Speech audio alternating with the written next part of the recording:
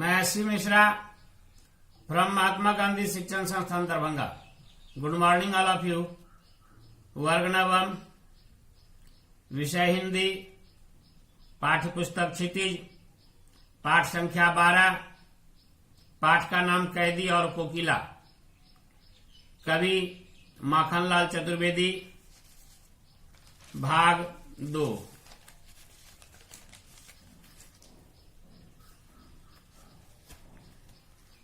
क्यों हुक पड़ी वेदना बोझ वाली सी, कोकिल बोलो तो क्या लूटा। हुक का अर्थ दर्द, वेदना का अर्थ पीड़ा।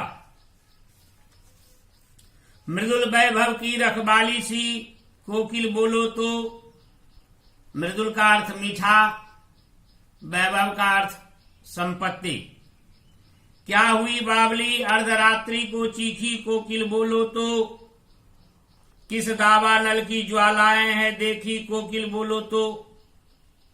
अर्धरात्रि का अर्थ आधी रात, चीखी का अर्थ भय भरी आवाज, दावानल का अर्थ जंगल में लगने वाली आग।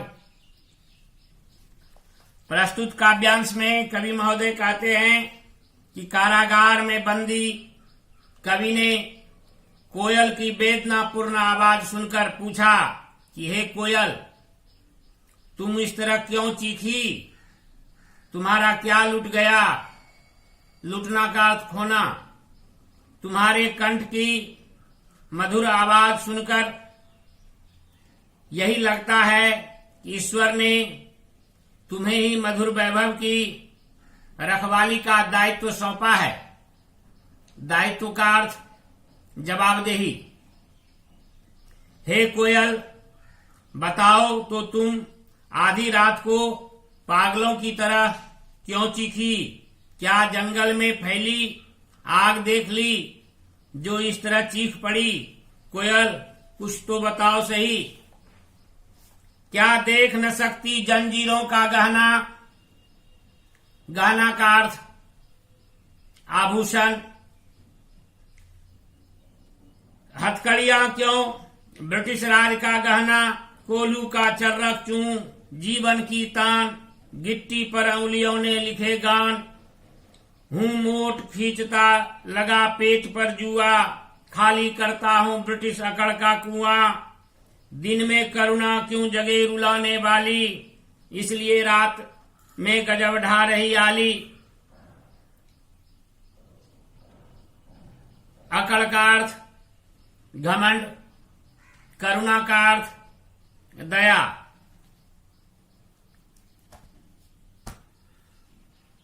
प्रस्तुत काव्यांश में कवि माखनलाल चतुर्वेदी जी कहते हैं कि कोयल की असमय चीख सुनकर कोयल से कवि महोदय पूछते हैं कि हम स्वतंत्रता सेनानियों के हाथों में हथकड़ियों का गहना देख नहीं सकती क्या। ये हथकड़ियां नहीं, अंग्रेजी सरकार द्वारा दिया गया गहना है, आभूषण है। हमारे काम करते हुए कोलू की जो आवाज तुम सुनती हो वह हमारे जीवन का गीत बन गया है, संगीत बन गया है। यहां हम गिट्टियां तोड़ते हैं और हमें पेट पर जुआ रखकर पानी खींचना पड़ता है। तो समय लोहे का फिर चमड़ा का मोट बना हुआ होता था जो कुआं से नदी से पानी खींच करके सिंचाई के काम और अन्य काम में उपयोग में लाया जाता था, जिसके लिए अक्सर बैल या भैंसे का प्रयोग किया जाता था। जब हमारे देश के राष्ट्रीय अंतर्राष्ट्रीय स्तर के स्वतंत्रता सेनानी अंग्रेजों के अधीन कारागार में बंद हुए तो उन लोगों को यह सारी काम करना पड़ता था जो मनुष्य के लिए अमानवीय था।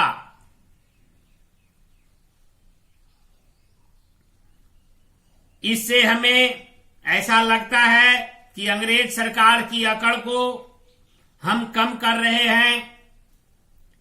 अंग्रेज सरकार दीन में हमें स्वतंत्रता सेनानियों पर कोई दया नहीं करती है, इसलिए रात में अपना मधुर स्वर सुना रही हो। स्वर का अर्थ आवाज। रात के इस सन्नाटे में तू अंधकार को चीरती हुई आवाज क्यों कर रही हो? कोयल बताओ तो, इस तरह अपनी मधुर आवाज से देशवासियों में अंग्रेजों के प्रति विद्रोह की भावना क्यों पैदा कर रही हो? धन्यवाद।